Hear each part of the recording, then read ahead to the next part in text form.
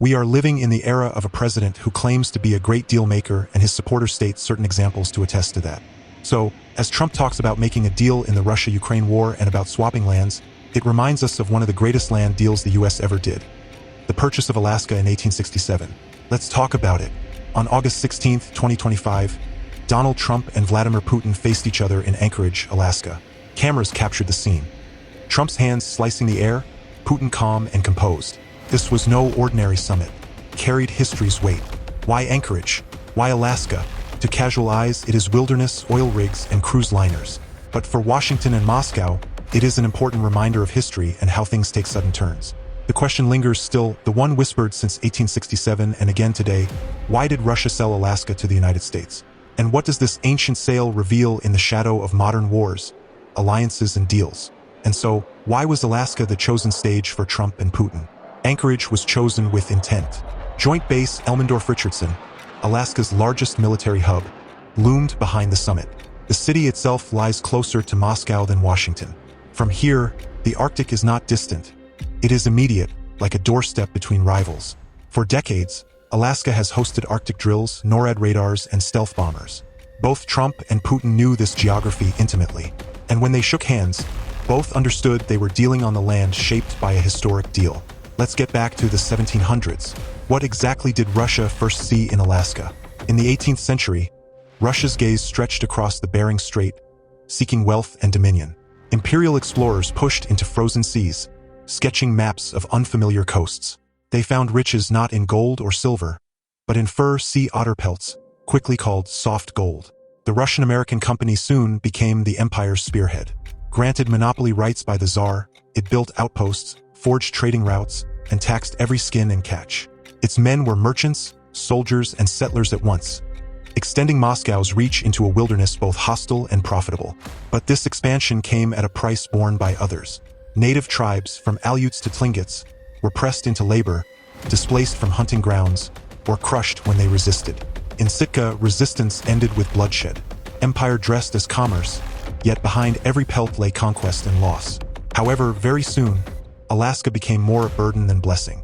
St. Petersburg, the imperial heart of Russia, lay thousands of miles across frozen tundra and ocean. Supplies had to crawl their way across Siberia, then ship through storms to reach distant outposts. Food spoiled, men starved, settlements dwindled.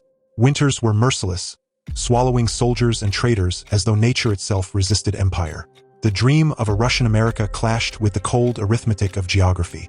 Alaska was vast, wild, and rich in furs, but furs alone could not justify the cost of defending and sustaining it. For every otter pelt, there was a hungry mouth. For every frontier settlement, there was an empty treasury back home. And across the Pacific, another power was stirring: the United States. Unlike Russia, America's colonies were not scattered across oceans, but stitched together by steel rails, telegraph wires, and a restless hunger for expansion. By the mid-19th century, Americans were already reaching the Pacific coast, their merchants and whalers colliding with Russian traders in the northern seas. For the Tsars, Alaska soon became less a jewel and more a liability. The Russian Empire was overstretched, its gaze fixed not on the icy Bering Strait but on the Balkans, the Black Sea, and the great power rivalries of Europe. It was there, in Crimea, that Russia faced its breaking point. The Crimean War, 1853 to 1856, was supposed to be a showcase of Russian might. Instead, it revealed its weakness. Britain and France, allied with the crumbling Ottoman Empire, smashed Russia's fleets and shattered its prestige. What followed was humiliation. Russia spent the staggering equivalent of £160 million, an astronomical sum for the 19th century. It gained nothing but debt, dead soldiers, and exhaustion. The empire was left bruised, both financially and politically. When the war ended, Russian statesmen took a hard look at their map.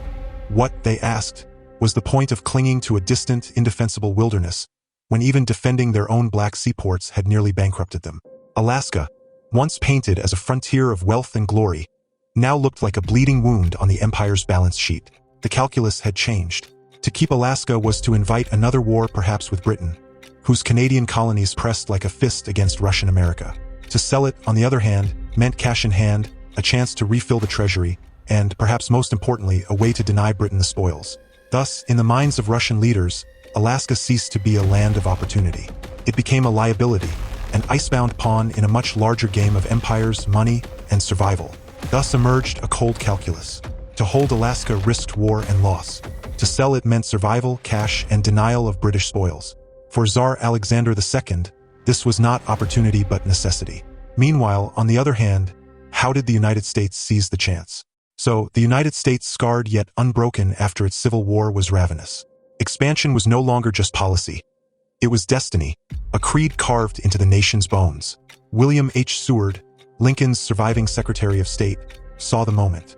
While skeptics doubted, William Seward envisioned a frontier stretching into eternity. For $7.2 million, meaning less than 2 cents an acre, he seized 600,000 square miles of wilderness, a bargain that seemed laughable to his contemporaries. Critics mocked it as Seward's folly, a frozen wasteland, an empty icebox. Yet what many dismissed as folly was, in truth, foresight. Seward understood that power often hides in geography, in untapped resources, and in positioning before rivals even awaken.